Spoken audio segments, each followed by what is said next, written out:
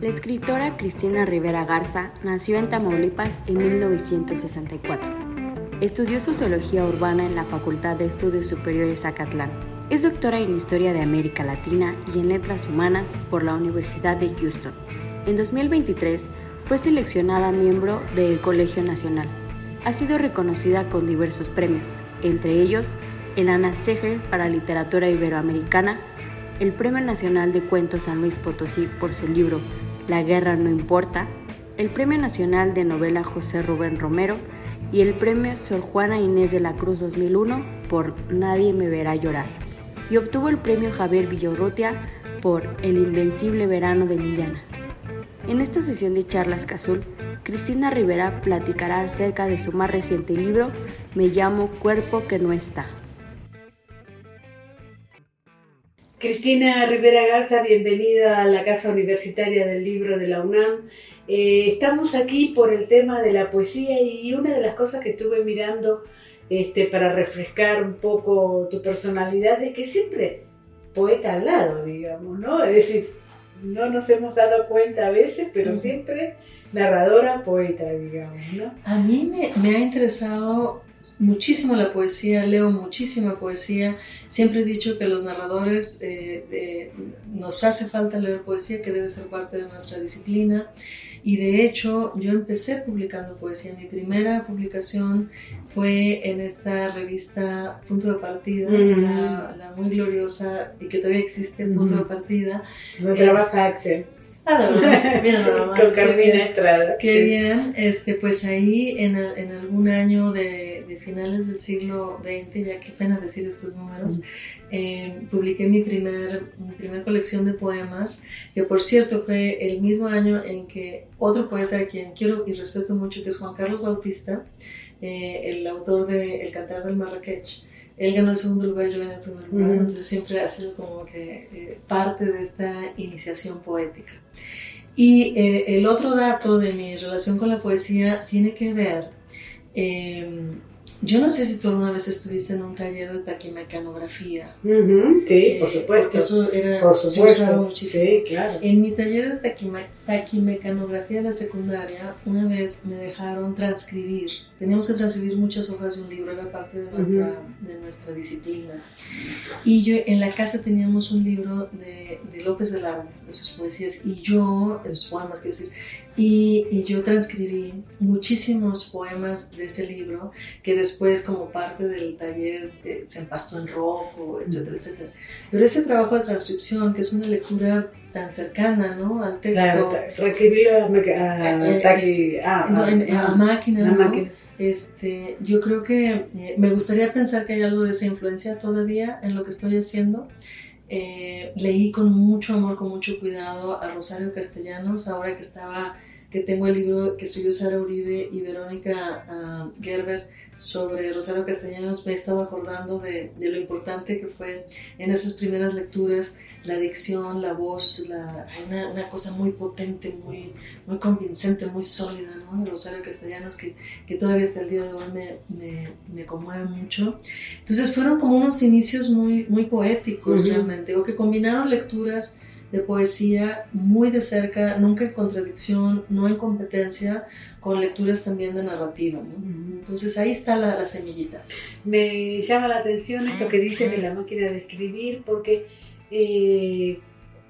yo siempre escribo poesía y siempre escribo poesía a mano, digamos, ¿no? Porque me lleva a esa adolescencia en donde la literatura era un refugio, donde la literatura no había competencia, no había nada, era un refugio, era donde yo iba a refugiarme frente al mundo hostil que encontraba, ¿no? Y ahora sigo encontrando un mundo hostil, así que sigue siendo un refugio. ¿Para ti qué es la literatura? ¿Es un experimento? Ha sido muchas cosas, ¿no? Y un poco este libro, Me llamo Cuerpo que no está, que es un recorrido tan amplio, me ha dejado en claro, o ha hecho visible, pues, algunas de esas tantas cosas que ha sido a lo largo de los años.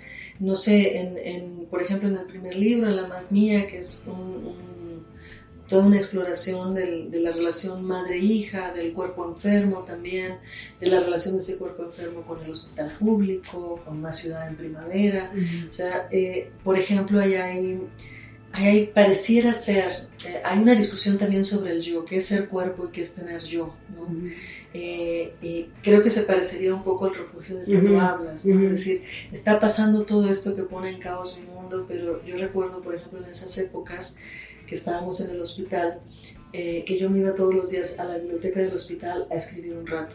Y ahí pues no había de otra, no traíamos nuestra laptop, ¿no? Encima, era escribir a mano, que en esas épocas lo hacía así.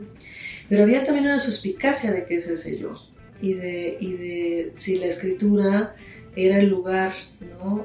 Cómo transformaba ese yo la escritura, porque era una operación menos naif de lo que podría parecer al inicio, una operación muy complicada, que yo creo que por eso cuando publicamos el librito, cuando Fondo de Cultura Económica publicó tres libros míos en un volumen, publicó La Más Mía, publicó Yo Ya No Vivo Aquí y Ha Estado Usted Alguna Vez en el Mar del Norte, que están incluidos en este poema, en este libro, yo le puse de título Los Textos del Yo, más como un guiño un poco cuestionador, ¿no?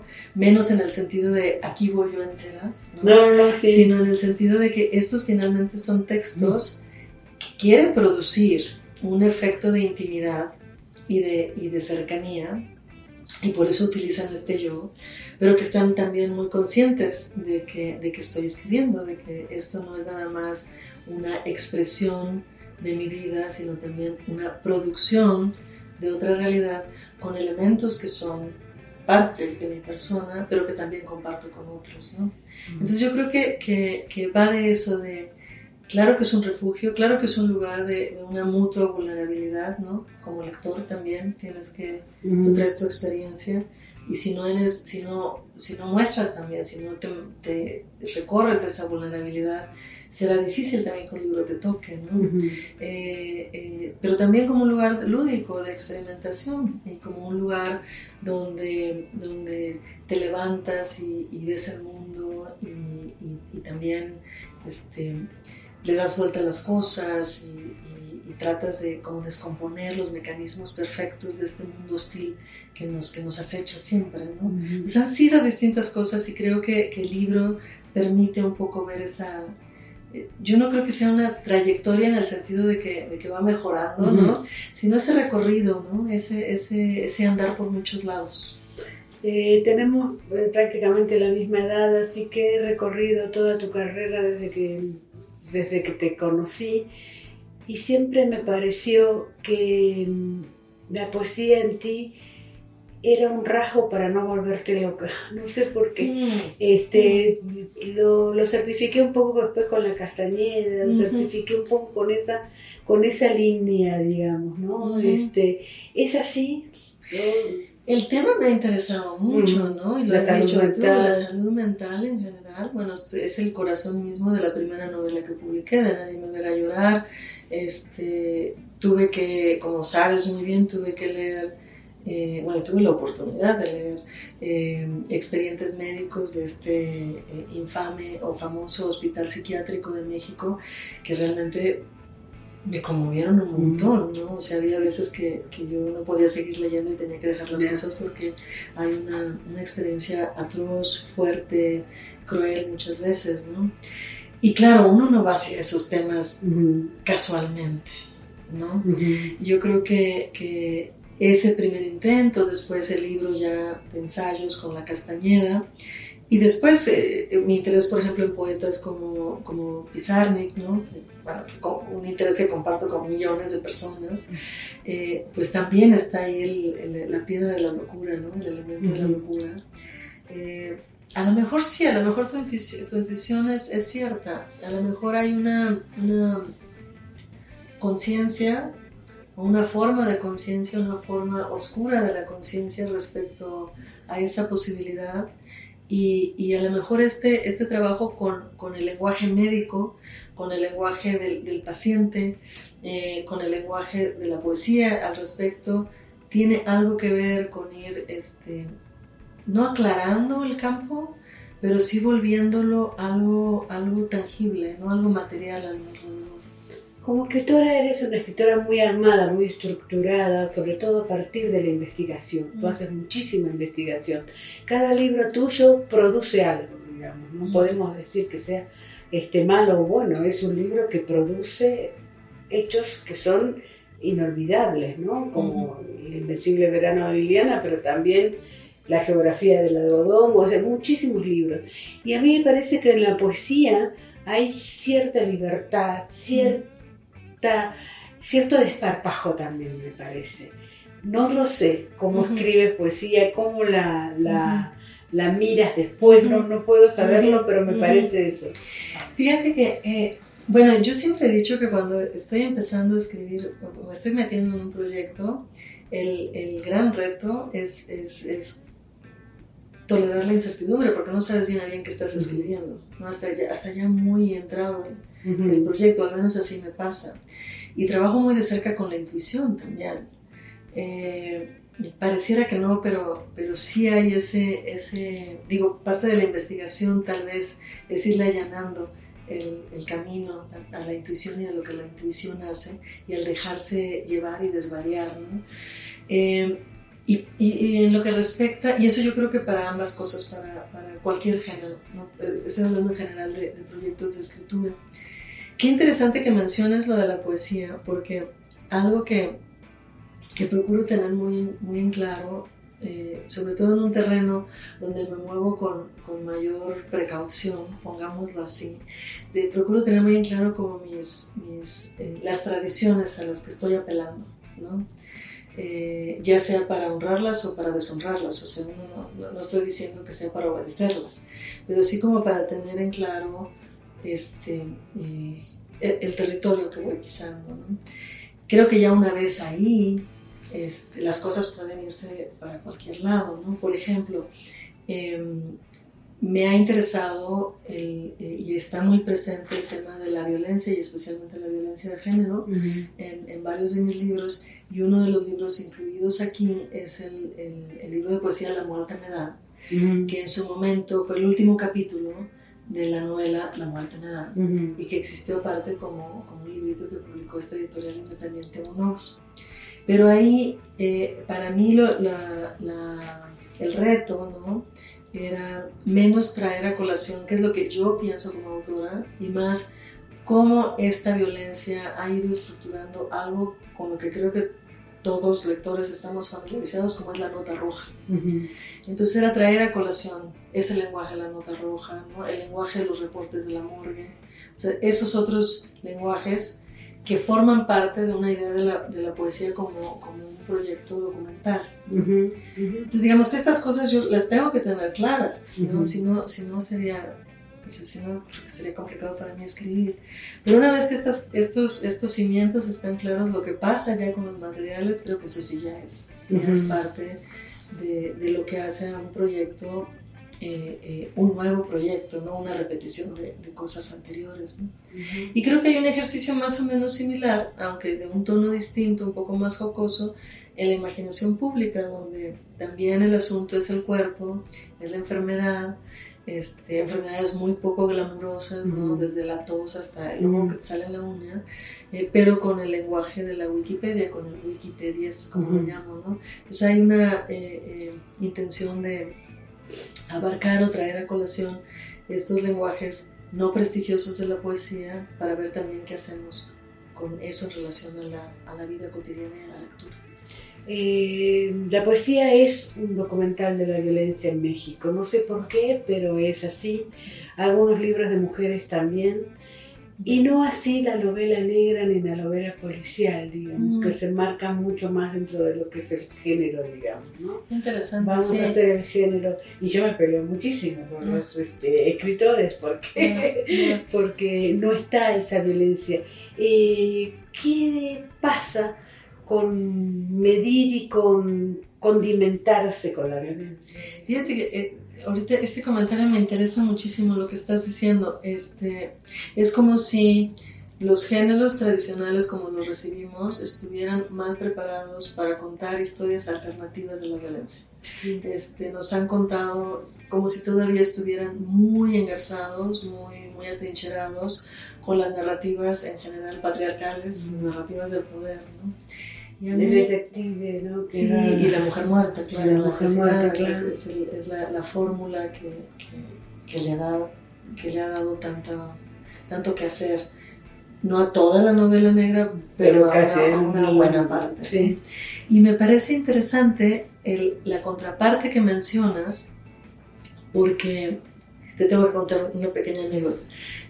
Cuando yo estudiaba historia, mi doctorado es en historia, me acuerdo que mis colegas les daba una especie como de envidia, rareza, saber que yo escribía, es decir, que escribía escritura creativa, como le dicen allá. Y había una especie como de aspiración del historiador en convertirse eventualmente, con algo de suerte, en escritor. Y he vivido lo suficiente como para ver ahora el twist contrario, ¿no? La vuelta casi de 160 grados, ¿no?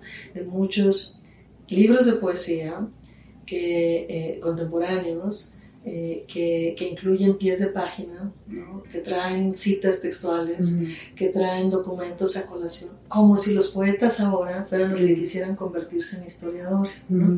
O trabajar muy de cerca con nociones de memoria colectiva.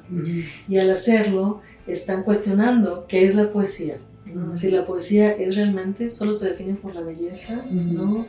O la poesía admite otro tipo de preocupaciones y otro tipo de quehacer, ¿no? Pero esa vuelta, ¿no? Este cambio que es generacional también y que tiene que ver con conversaciones más amplias, filosóficas y políticas, o sea, me parece por una parte muy cierto y por otra parte sí como muy anclado en interpelar y criticar nociones muy acabadas de género, ¿no? Como que para poderlo hacer, para poder tocar esta violencia, no para confirmarla, sino para poderle dar la vuelta, para poder contar historias alternativas al respecto o compartir experiencias alternativas al respecto, parecería que tenemos que retar a definiciones de género literario, si no va a ser muy difícil hacerlo, ¿no? Sí, eso también es cierto. Ahora también es cierto que los hombres lo que hacen es invitar a muchas escritoras a las mesas, digamos, como si eso fuera transgredir el género o cuestionar el género, que por supuesto no lo es. Y cuando hablabas de la poesía documental, yo pensaba mucho en Sara Uribe, ¿no? Por Antígona Vélez, y es la que hace el prólogo de tu libro. Hay una conexión definitiva. Cuéntame de ella, cuéntame un poquito. Bueno, mira, yo es un poquito más joven que te iba a decir bastante más joven que yo, pero no voy a decir que nada más poquito. No la veo. Pero... No, hay una relación muy linda porque Sara, aunque no nació en Tamaulipas, es una escritora que yo conocí cuando ella vivía en Tamaulipas. Yo fui a dar talleres de precisamente poesía documental. Hicimos mucho trabajo con archivos también allá.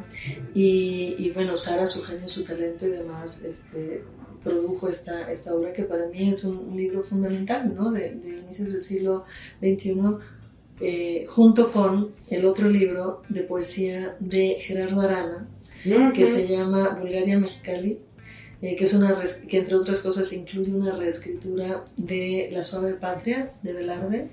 Esos dos libros me parecen hermanos y me parecen que abren la puerta de alguna manera de la poesía en México del siglo XXI.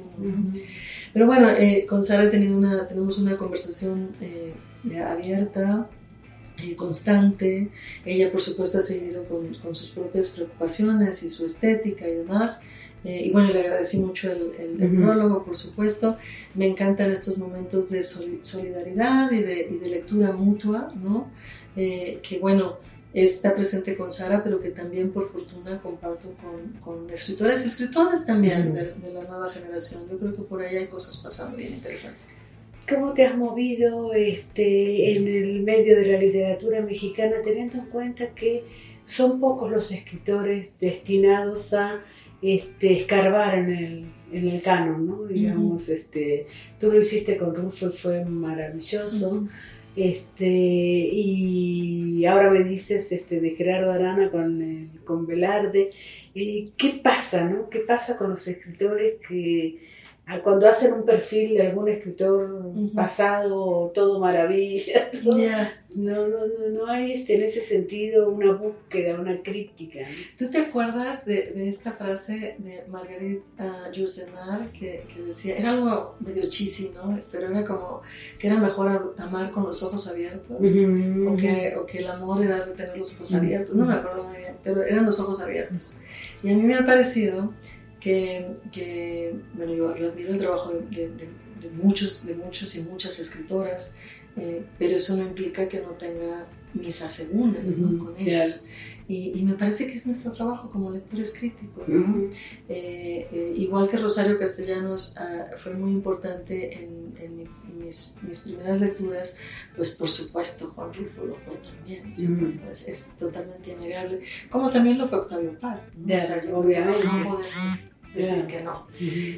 Mi relación con Rulfo es una relación que he cultivado más, ¿no? Y claro, una vez haciendo la investigación, lo que mencionabas antes, abriendo los archivos y viendo también su participación como trabajador, ¿no? de la cultura en proyectos muy controvertidos en la modernidad mexicana, como fue esta presa Miguel Alemán en el sur de México, en la cuenca del Papaloapan, pues yo decía, esto es parte de lo que hace la complejidad de un escritor, ¿no? O sea, me parece, a mí no me pareció nunca estar hablando mal de Rulfo, me pareció añadirle, ¿no? otra capa de complejidad y hacer al personaje de hecho más entrañable por ser más complejo, ¿no? Era, como decía Marguerite Yourcenar, amarlo pero con los ojos abiertos. Digo, es una buena recomendación en general, ¿no? Pero hay una, digo, eso no resta la admiración, pero no creo que la admiración tenga que llevar al homenaje. Claro, es ¿no? una cosa. O sea, no tiene por qué ser así, ¿no? Claro. Ahora, yendo un poco a lo actual, ¿qué te pasó en la Bienal? Tú dices que la Bienal Vargas Llosa es como un sistema de literatura patriarcal, ¿o no? ¿O no? Es una cuestión bien interesante. Hay evidentemente cada una de estas instituciones o de estas asociaciones trabajan con nociones estéticas exactamente, sí, ¿no? exactamente. Y bueno, se reconoce como tal. A mí me importaba mucho, creo que te lo dije en su momento, que Liliana estuviera ahí. Claro. A mí me parece que hay que acudir. Claro. Sí, yo también lo que hay que acudir siendo uno lo que es. Y me parece que podemos discutir, que podemos disentir, que podemos platicar, y uno siempre está aprendiendo. A mí eso me interesa mucho.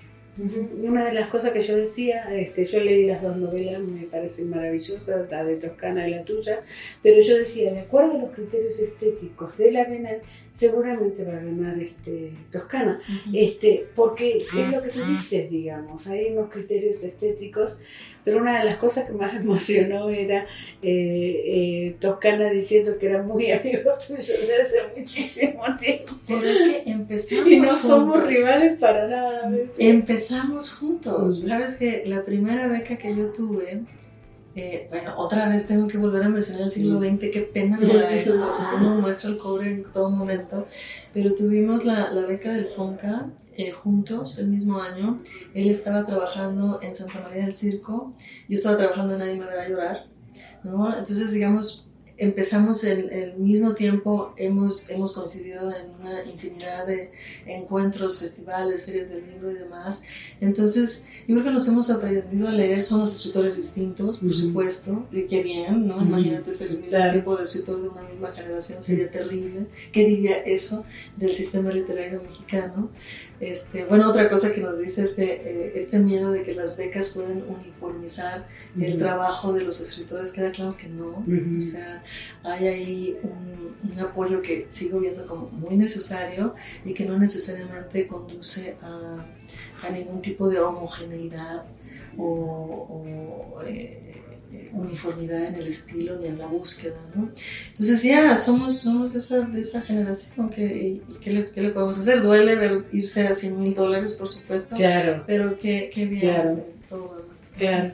Ahora, yo soy también del siglo XX y voy a referirme al Premio Nobel porque me parece a mí que es una de las mayores reconocimientos a los escritores. No sé por qué, pero me pasa eso por ahí ser del siglo XX. A mí me parece que tú eres una persona muy destinada, digamos, a equiparar un poco la carrera de Paz, no por el tema literario, pero sí por el tema de los premios y todo eso, ¿no?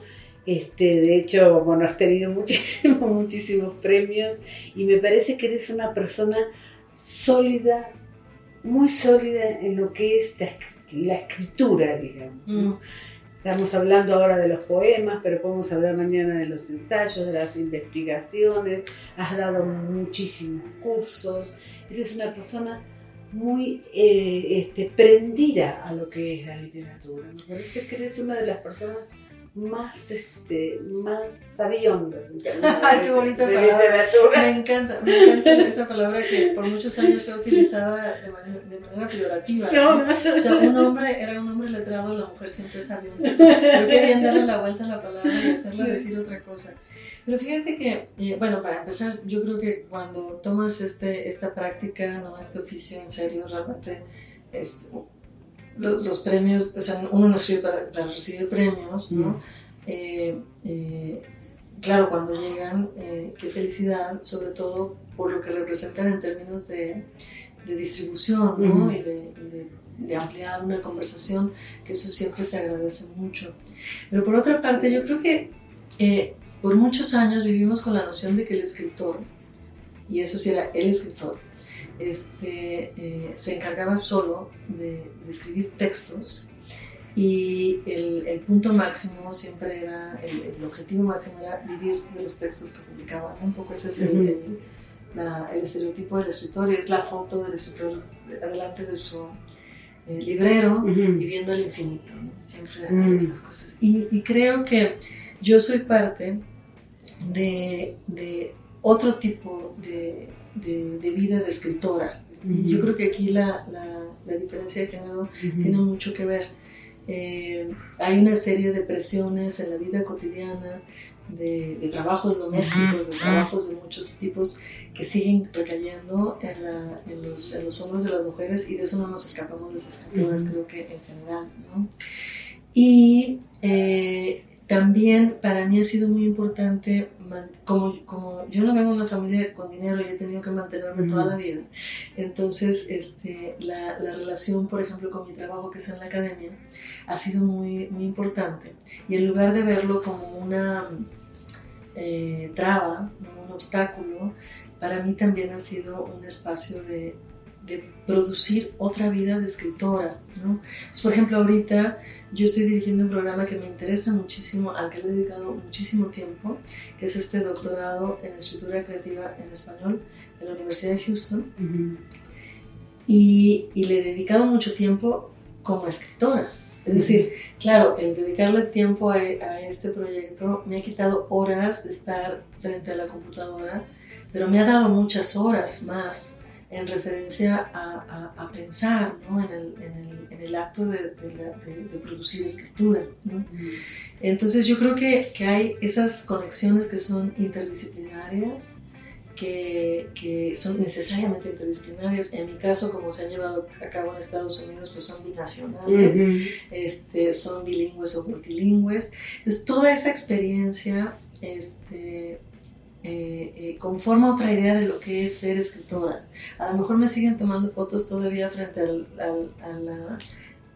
librero, ¿no? Lleno de libros, pero espero no estar viendo el infinito. A lo mejor tiene mucho que ver con una adscripción de género y de clase, ¿no? Pero ciertamente, bueno, a lo mejor tiene que ver con que no vivo de los libros que publico, ¿no? También, o sea, hay que considerar todas las posibilidades. Pero en todo caso, creo que es una noción de la escritora y de la escritura en general, no como un campo autónomo, ¿no? Separado, sino de un campo que está atravesado por todas las fuerzas, vectores que hacen la vida de hoy, ¿no? A lo mejor es eso de lo que estamos hablando. Sí, yo también pienso que hay una gran fuerza de la literatura mexicana a partir de gente de tu generación, que no se ve muchas veces, ¿no? Estamos muy siempre elogiando a los argentinos, a los colombianos, y con razón. Con razón, sí, puede ser, pero lo que digo es que aquí hay una fuerza. Acá hay libros que se escriben y que van a ser historia, el tuyo, el de Toscana, muchísimos libros, y que a veces pasan, ¿no? Cuando, por eso dices tú, no vivo de los libros que escribo, porque es cierto, porque hay veces que pasan en el medio de muchísimas cosas que explotan alrededor, digamos, y por ahí está bien ese mercado, pero lo que sí quiero decir es que toda esa fuerza de Paz, de Rulfo, de muchísima gente en esa generación, se ha pasado ahora, digamos. Yo creo que la literatura mexicana tiene hoy una gran fuerza. Yo estoy de acuerdo. Incluiría a los otros nombres también, a los que has mencionado. Luego mencionas a Paz y decimos Elena Garro, ¿no? Claro, por supuesto, claro. Y muchísimas más. Sí. Yo creo que estamos en un resurgimiento. Javier Villaurrutia, Ibargüengoitia, Amparo Dávila, ni hablar. Inés Arredondo, en fin, creo que estamos y en eso se le debe tanto al trabajo de Socorro Venegas en la UNAM y lo de Vindictas, ¿no? Estamos como estamos releyendo, como redescubriendo, ¿no? Este canon escondido silenciado, no escondido, silenciado, que me interesa mucho. Y a mí personalmente, de lo que se escribe en México, me interesa sobre todo esta escritura que se ha preocupado mucho por explorar géneros distintos. Hay una escritura muy apegada, ¿no? a las grandes presiones por las que estamos pasando en general.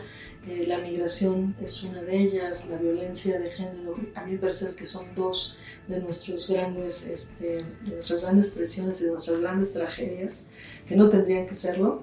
Y cuando la escritura hace espacio, ¿no? Cuando se mueve, cuando se cuestiona a sí misma para poder... no sé si dar cuenta sea la palabra, ¿no? Pero para poder abarcar también la complejidad de esa realidad, a mí me sigue interesando mucho. Me gusta mucho que hay una diversidad de búsquedas, que no hay uniformidad, ¿no? Y eso es lo más interesante.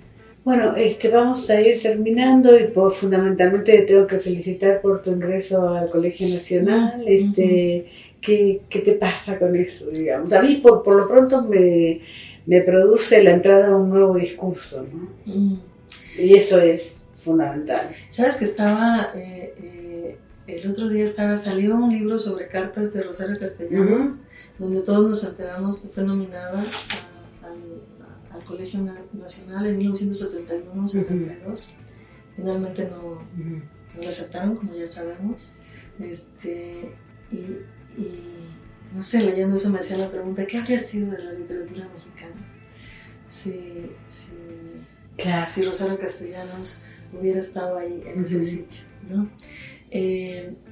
Yo lo conté en la autobiografía del algodón, yo soy nieta de migrantes, ¿no? De campesinos sin tierra que se fueron al norte, de trabajadores mexicoamericanos en Estados Unidos que fueron expulsados en los 30s. Si yo ahorita me pudiera comunicar con mis abuelos y les dijera, fíjate que el 21 de julio voy a dar un discurso en el Colegio Nacional, no sé, me parece que se volverían a la tumba, supongo que les daría mucho gusto. Y como te decía, a mí me parece importante estar ahí siendo lo que uno es, ¿no? Exacto. Y hablando el discurso que me ha llevado a ese sitio. Y si se puede ampliar una conversación, aprender de lo que está ahí, pero también ofrecer, ¿no? Otros elementos de una conversación más amplia, yo creo que eso es importante y hay que hacerlo. Bueno, las dos últimas, ¿cómo te preparas para eso? ¿Vienen tus padres, me contabas? Bueno, ojalá, mis padres son bastante grandes. Vamos a ver. Ojalá que estén amigos por ahí. Ya, va a haber un cóctel. Eso está muy bueno. ¿Y algo vas a decir? Bueno, sí, claro. Estoy trabajando en en un discurso, espero que no sea muy largo. Juan Villoro es la persona que va a contestar el discurso, entonces después me dicen que se publica en un pequeño librito, que ya me enseñaron que han cambiado el diseño, me parece que va a quedar muy bonito. Entonces, pues bueno, por eso me quedo todo el verano acá en México con este aliciente. ¿Y qué cosas te pasan ahora sí, la última, cuando dicen de ti que eres la mejor escritora mexicana? Ah, qué caray, ojalá, ¿no? Y yo creo que uno hace lo que puede con lo que tiene, ¿no? Y a mí algo que ha sido importante es que soy muy testaruda, ¿no? No todo siempre me sale bien, pareciera que sí, como que hay esta idea, no, pero soy muy testaruda, insisto mucho, y te decía hace rato, me gusta aprender. Creo que la curiosidad es una virtud y hay que ejercerla a todos los niveles. Entonces, eso, ¿no? Yo creo que con eso me quedo. Hay que ser testarudos. Muy bien. Muchísimas gracias, Cristina. A ti.